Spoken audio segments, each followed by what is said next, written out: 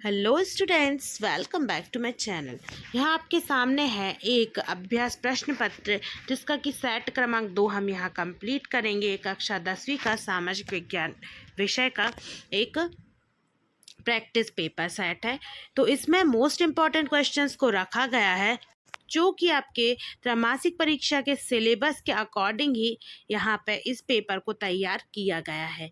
तो यदि आपने इस पेपर के जो क्वेश्चंस हैं उनको पहले से कर लिया है तो आप इनका रिवीजन कर लीजिए, लेकिन आपने यदि उन क्वेश्चंस को अभी तक नहीं किया है तो आप फटाफट मेरे साथ, मैं वहाँ पे आपको आंसर की बताने वाली हूँ, मेरे साथ रिवीजन करते चलिए और यदि नहीं किया तो याद करते चलिए। इसका PDF आपको डिस्क्रिप्शन बॉक्स से जाके डाउनलोड कर लेना है और नहीं तो आप इसका स्क्रीनशॉट भी ले सकते हैं। तो चलिए हम यहाँ पे वीडियो को शुरू करते हैं। वीडियो में एंड तक बने रहिए और साथ में वीडियो को ज़्यादा से ज़्यादा लाइक और शेयर ज़रूर करिए। तो यहाँ पे हम देखेंगे कि आपका जो क्वेश्चन नंबर 1 है वो है सही विकल्प आपको चुनकर लिखना है। तो सही विकल्प में जो पहला प्रश्न है वो पूछा गया है कि स्थायी वनों का सर्वाधिक क्षेत्र किस प्रदेश में है। तो इसका आंसर है मध्य प्रदेश। ये आपको याद भी होना चाहिए क्योंकि आप मध्य प्रदेश में रहते हैं। तो मध्य प्रदेश में जो है वो स्थायी वनों का सर्वाधिक क्षेत्र है। दूसरा है प्रोजेक्ट टाइगर योजना कब प्रारंभ हुई। तो इसका जो आंसर हो जाएगा वो हो जाएगा 1973। ठीक है, 1973 में ये योजना प्रारंभ हुई। फिर उसके बाद आगे बढ़ेंगे, देखेंगे प्रश्न क्रमांक 3, पार्लर पानी का क्या मतलब है। तो उसका जो आंसर हो जाएगा वो हो जाएगा शीत ऋतु में पाली में जमा तालाब का पानी। उसके बाद चौथा है बस ड्रिप सिंचाई प्रणाली किस राज्य में अपनाई जाती है। तो इसका जो आंसर हो जाएगा वो आपका हो जाएगा मेघालय। फिर है प्रश्न क्रमांक 5, श्रीलंका कब एक स्वतंत्र राष्ट्र बना। तो इसका जो आंसर है वो आपका हो जाएगा 1948 में। यदि डेट पूछी जाए तो 4 फरवरी 1948 में। फिर है प्रश्न क्रमांक 6, बेल्जियम में किस प्रकार की सरकार है। तो उसका जो आंसर है वो हो जाएगा संघीय सरकार है। ठीक है, अब यहाँ पे आपके सही विकल्प खत्म हो जाते हैं। अब आते हैं हम प्रश्न क्रमांक 2 पे। प्रश्न क्रमांक 2 में क्या है कि आपको श्रीलंका की आबादी में सबसे बड़ा हिस्सा खालिस्तान सामाजिक समूह का है। तो जो इसका आंसर हो जाएगा वो हो जाएगा पहले का सेहली समूह का सबसे ज़्यादा हिस्सा है श्रीलंका की आबादी में। ठीक है, अब उसके बाद फिर दूसरा क्या है, यूरोपीय संघ का मुख्यालय खालिस्तान देश में स्थित है। तो दूसरे का आंसर क्या हो जाएगा बेल्जियम। ये मैं लिख नहीं रही हूँ, मिल गया क्योंकि यहाँ तो बेल्जियम जो हो जाएगा वो हो जाएगा सेकंड का आंसर। ठीक है, फिर तीसरे का क्या है, भारत की वर्तमान पंचायती राज व्यवस्था खालिस्तान संवैधानिक संशोधन पर आधारित है। तो ये हो जाएगा 73वें, कौन से 73वें सामाजिक जो संशोधन है उस पर ये आधारित है। फिर है चौथा, भारतीय संविधान में संघ सूची में खालिस्तान विषयों को शामिल किया गया है। तो इसका आंसर हो जाएगा 100 विषयों को शामिल किया गया है। फिर पांचवा है भारत का वर्तमान लिंग अनुपात कितना है। तो ये हो जाएगा 933। ठीक है, फिर उसके बाद है प्रश्न क्रमांक 6, औसत आय को खालिस्तान आज भी कहते हैं। तो क्या कहते हैं, प्रति व्यक्ति आय। आज भी क्या कहते हैं, प्रति व्यक्ति आय। ठीक है, ये हो जाएगा इसका आंसर। अब उसके बाद हम आगे बढ़ेंगे, देखेंगे प्रश्न क्रमांक 3। प्रश्न क्रमांक 3 में क्या है, सही जोड़ी बनाइए। सही जोड़ी में क्या है, पहला है सर्वाधिक साक्षर राज्य। सर्वाधिक साक्षर राज्य केरल। ठीक है, दूसरा है विनिर्माण। तो विनिर्माण जो है वो आता है द्वितीय क्षेत्र के अंतर्गत। फिर है मछली पालन। तो मछली पालन आता है आपका यहाँ पे प्राथमिक क्षेत्र के अंतर्गत। ठीक है, उसके बाद फिर यहाँ पे हम आगे बढ़ेंगे और देखेंगे प्रश्न क्रमांक 4, परिवहन। तो परिवहन कहाँ आता है, परिवहन आता है आपका यहाँ पे तृतीय क्षेत्र के अंतर्गत। तो परिवहन की यहाँ पे आपको सीधी जोड़ी मिला देना। फिर है सार्वजनिक क्षेत्र। ठीक है, तो सार्वजनिक जो क्षेत्र है वो है रेलवे। ठीक है, तो ये आ जाएगा रेलवे से। उसके बाद फिर करेंसी नोट जारी करता है। तो कौन करता है करेंसी नोट जारी, RBI यानी कि रिजर्व बैंक ऑफ इंडिया। ठीक है, अब यहाँ पे सही जोड़ी के बाद जब हम आगे बढ़ेंगे देखेंगे प्रश्न क्रमांक आपका कौन सा है। प्रश्न क्रमांक यहाँ पे हम देखेंगे 4। प्रश्न क्रमांक 4 में क्या बोला जा रहा है कि मछली पालन प्राथमिक क्षेत्र की गतिविधि के अंतर्गत आता है। तो इसमें आपको सत्य या फिर असत्य लगाना है। तो ये हो जाएगा एकदम सत्य, क्योंकि ऊपर भी सही जोड़ी में पूछा गया था। फिर उसके बाद दूसरा प्रश्न है। दूसरे प्रश्न में क्या पूछा जा रहा है कि मनरेगा वर्ष 2005 में लागू किया गया था। तो ये सत्य है या असत्य, तो ये एकदम सत्य हो जाएगा। फिर हो जाएगा प्रश्न क्रमांक यहाँ पे 3। प्रश्न क्रमांक 3 में क्या पूछा जा रहा है, सामुदायिक सरकार की व्यवस्था बेल्जियम देश में है। तो ये भी आपका सत्य हो जाएगा। फिर है प्रश्न क्रमांक 4। प्रश्न क्रमांक 4 में क्या पूछा है, भारतीय वन्य जीव संरक्षण अधिनियम 1965 में लागू किया गया। तो ये जो है प्रश्न क्रमांक 4 ये गलत हो जाएगा। फिर है प्रश्न क्रमांक 5। प्रश्न क्रमांक 5 में पूछा जा रहा है GDP का पूरा नाम सकल घरेलू उत्पाद है। तो एकदम सही हो जाएगा 5वां वाला। ठीक है, फिर उसके बाद आगे बढ़ेंगे और देखेंगे प्रश्न क्रमांक 6। हरियाणा राज्य की प्रति व्यक्ति आय सबसे कम है। तो ये हो जाएगा गलत। ठीक है, तो ये होगा आपकी सत्य सर। अब उसके बाद हम आगे बढ़ते हैं प्रश्न क्रमांक यहाँ पे 5। प्रश्न क्रमांक 5 में क्या पूछा जा रहा है कि एक शब्द या एक वाक्य में आपको उत्तर लिखना है। तो इसमें हम पहला देखेंगे कि प्राथमिक क्षेत्र की 2 गतिविधियों के आपको नाम बताना है। तो पहली गतिविधि इसमें हो जाएगी कृषि। पहली क्या हो जाएगी, कृषि। और दूसरी हो जाएगी मुर्गी पालन। दूसरी हो जाएगी मुर्गी पालन। फिर उसके बाद हम आएंगे दूसरे नंबर पे। तो दूसरे नंबर में क्या है, श्रीलंका की कितने प्रतिशत लोग तमिल भाषा बोलते हैं। तो श्रीलंका में तो यहाँ लगभग है 18%। इसको एक बार और आपकी बुक में कंफर्म कर लीजिए, क्योंकि अलग अलग डेटा हर जगह दिया हुआ है, कहीं 11 कहीं 27। तो ऐसे आप देख लीजिए आपकी बुक में कितना है। फिर है प्रश्न क्रमांक यहाँ पे 3। प्रश्न क्रमांक 3 क्या है, नाटो का मुख्यालय कहाँ है। तो तीसरे का उत्तर जो है वो हो जाएगा एक तो ब्रुसेल्स और बेल्जियम। ठीक है, ब्रुसेल्स जो कि कहाँ है, जो कि है बेल्जियम देश में। ठीक है, तो यहाँ पे आगे और क्या लिख देना है, ब्रुसेल्स के आगे आपको लिख देना है बेल्जियम। ठीक है, ये आपको ध्यान रखना है। अब उसके बाद हम आगे बढ़ेंगे और देखेंगे यहाँ पे प्रश्न क्रमांक 4। भारत के 3 पड़ोसी देश के नाम बताइए। तो पाकिस्तान, चीन, सिक्किम, ये सब आप भारत के पड़ोसी देश हैं। ठीक है, पाकिस्तान हो गया, उसके बाद हो गया क्या, चीन, और फिर क्या हो गया, सिक्किम। ठीक है, ये ध्यान में रखना है। अब उसके बाद हम आगे बढ़ेंगे, देखेंगे प्रश्न क्रमांक 5। पौधों को आधुनिक भारत का मंदिर किसने कहा है। तो ये कहा है जवाहरलाल नेहरू ने। जवाहरलाल नेहरू ने भारत को आधुनिक जो भारत है उसको मंदिर कहा है बांधों का। ठीक है, जवाहरलाल नेहरू ने। अब उसके बाद है प्रश्न क्रमांक 6। वनों की कटाई से होने वाले किन्हीं 2 प्रभाव को लिखिए। तो एक तो मृदा अपरदन। ठीक है, ये सबसे बड़ा है। फिर उसके बाद है यहाँ पे दूसरा क्या है, जलवायु परिवर्तन। ठीक है, ये हो जाएगा दूसरा। ठीक है, तो ये आप 2 प्रभाव याद कर लें। अब उसके बाद हम आगे बढ़ते हैं। ठीक है, तो यहाँ पे देखेंगे कि अपने सारे ऑब्जेक्टिव टाइप क्वेश्चन कंप्लीट हो गए।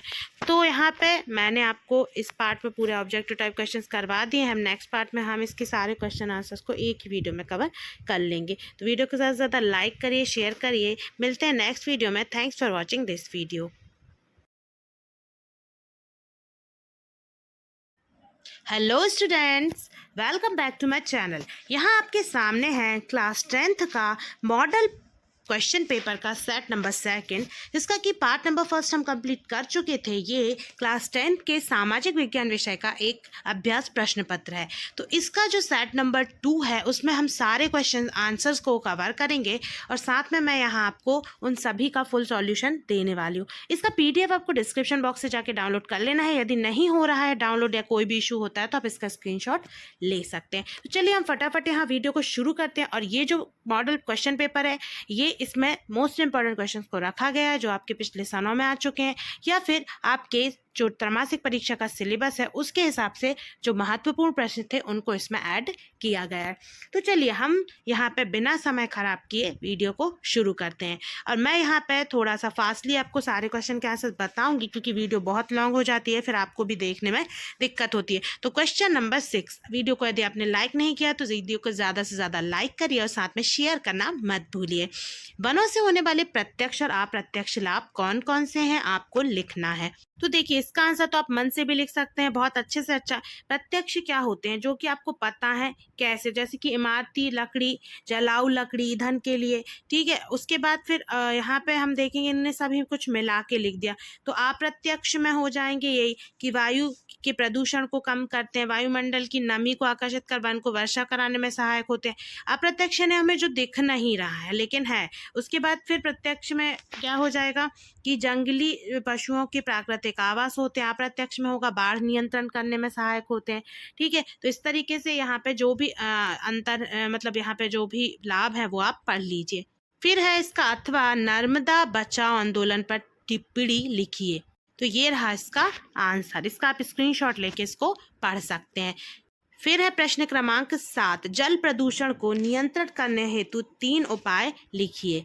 तो ये रहे आपके 3 यहाँ पे उपाय। इवन यहाँ 4 दिए हुए हैं तो चारों को आप अच्छे से तैयार कर लीजिए।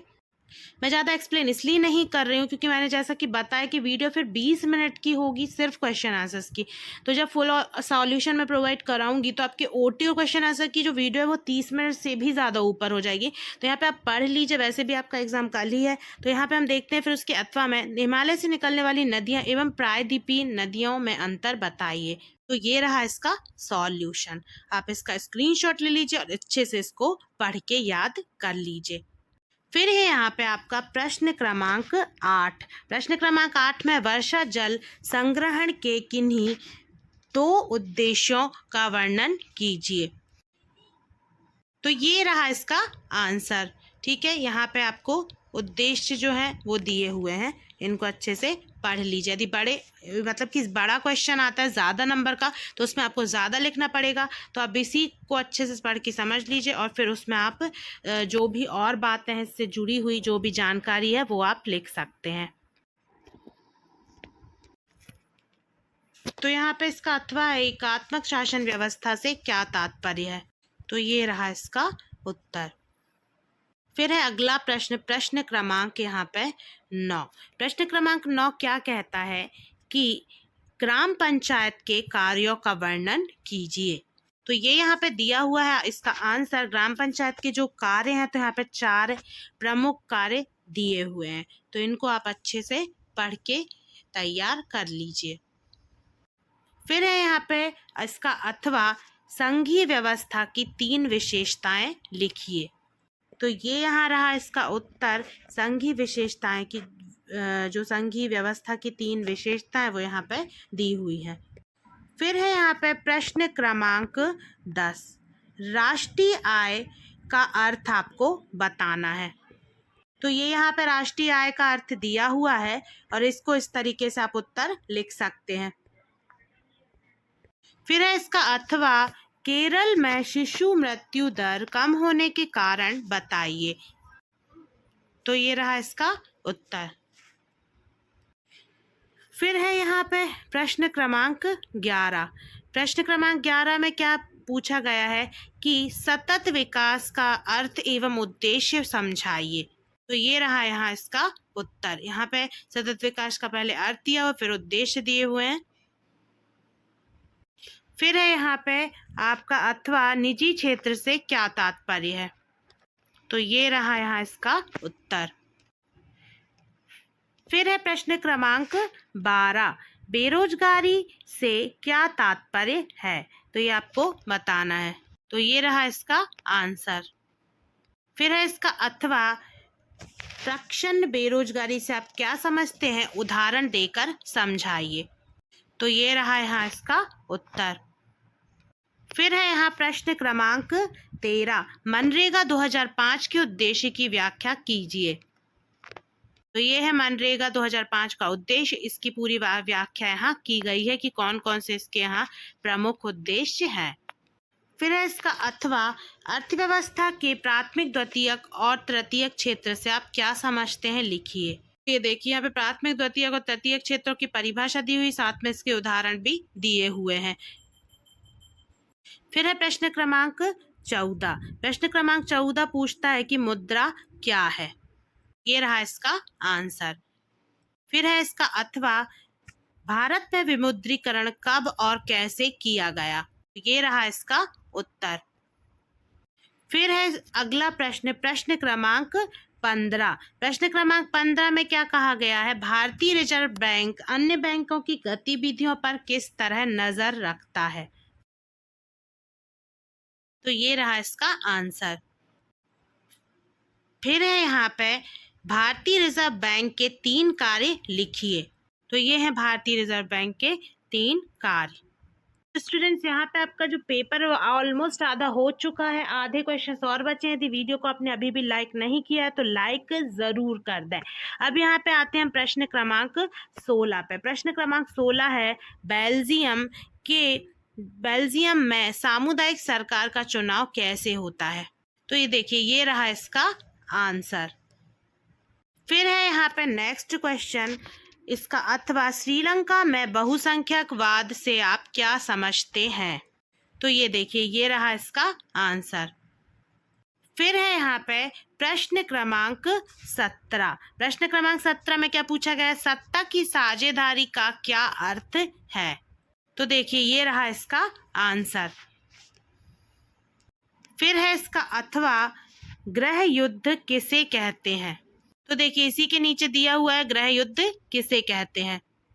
इसका चाहे तो आप सबका स्क्रीनशॉट लेते जाइए।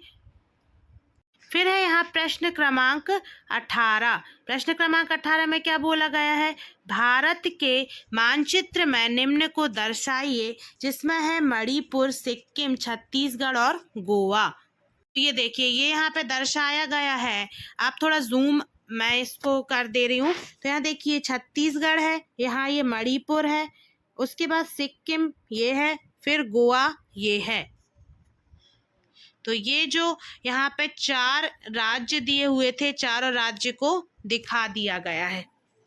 चाहे तो ऐसे जूम करके इसकी फोटो ले लीजिए।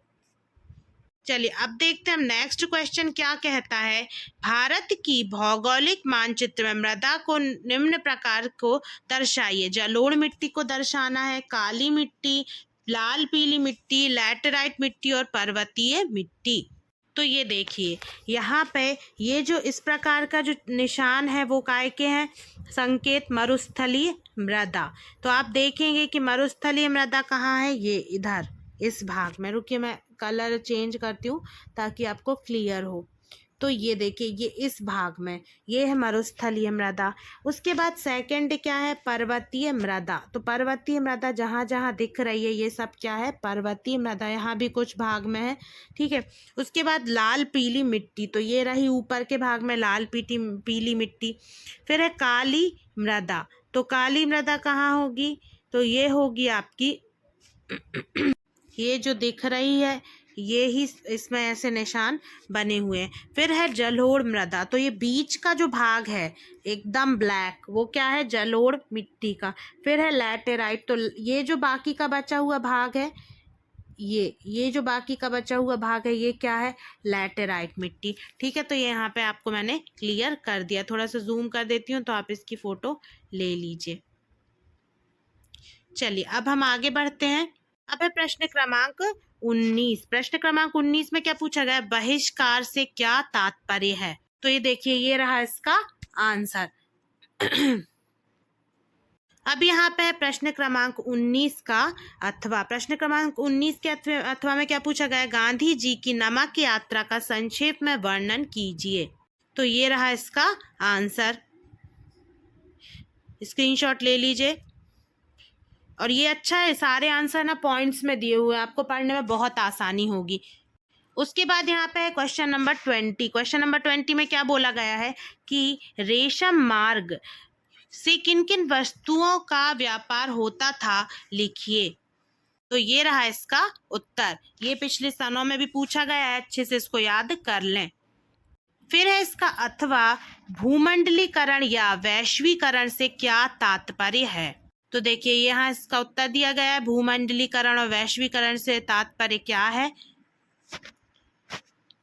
फिर यहाँ हम आ जाते हैं प्रश्न क्रमांक 21 पे। प्रश्न क्रमांक 21 क्या कह रहा है? सतत पोषणीय विकास क्या है, उसके बारे में बताना है।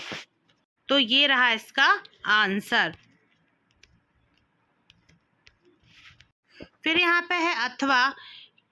अथवा में क्या पूछा गया है कि नवीनीकरणीय और अनवीनीकरणीय संसाधन क्या है, समझाइए। तो ये रहा इसका आंसर। ये है नवीनीकरणीय और ये है अनवीकरणीय। ठीक है। अब फिर यहाँ पे हम आगे बढ़ेंगे और देखेंगे क्वेश्चन नंबर 22। क्वेश्चन नंबर 22 क्या कह रहा है? राष्ट्रीय उद्यान और वन्य जीव अभ्यारण्य में अंतर बताइए।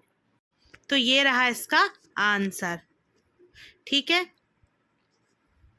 इसका स्क्रीनशॉट ले लीजिए और जितने अंतर हैं सारों को अच्छे से पढ़ लीजिए। हो सकता है 4 नंबर में क्वेश्चन पूछ लिया जाए। फिर है यहाँ पे प्रश्न क्रमांक 22 का अथवा। सरदार सरोवर बांध कहाँ बनाया गया, इसकी क्या उपयोगिता है? तो ये देखिए, ये रहा इसका आंसर। इसका स्क्रीनशॉट ले लीजिए। फिर है यहाँ पे प्रश्न क्रमांक 23। समवर्ती सूची क्या है, वह सत्ता के विकेंद्रीकरण से क्या तात्पर्य है? तो ये रहा इसका आंसर। इसका स्क्रीनशॉट ले लीजिए। इसमें बताया गया है कि यहाँ पे समवर्ती सूची से क्या तात्पर्य है। अगला प्रश्न था कि सत्ता के विकेंद्रीकरण से क्या तात्पर्य, तो ये इसका आंसर हुआ। फिर है यहाँ पे अंतिम प्रश्न 23वें प्रश्न का अथवा। क्या बोलता है कि संघात्मक शासन व्यवस्था जो है उसकी स्थापना के 2 प्रमुख तरीकों का वर्णन कीजिए। तो ये रहा इसका आंसर। यहाँ पे 2 तरीकों का वर्णन किया गया है। पॉइंट्स में भी इस आंसर को अच्छे से लिख सकते हैं। तो यहाँ पे आपका मॉडल जो क्वेश्चन पेपर था उसके सारे क्वेश्चंस मैंने एक ही वीडियो में आपको फटाफट सारे के आंसर्स बता दिए हैं और यहाँ पे ये कंप्लीट होता है। वीडियो को लाइक कीजिए और साथ में चैनल को सब्सक्राइब नहीं किया तो सब्सक्राइब कर दीजिए। Thanks for watching this video.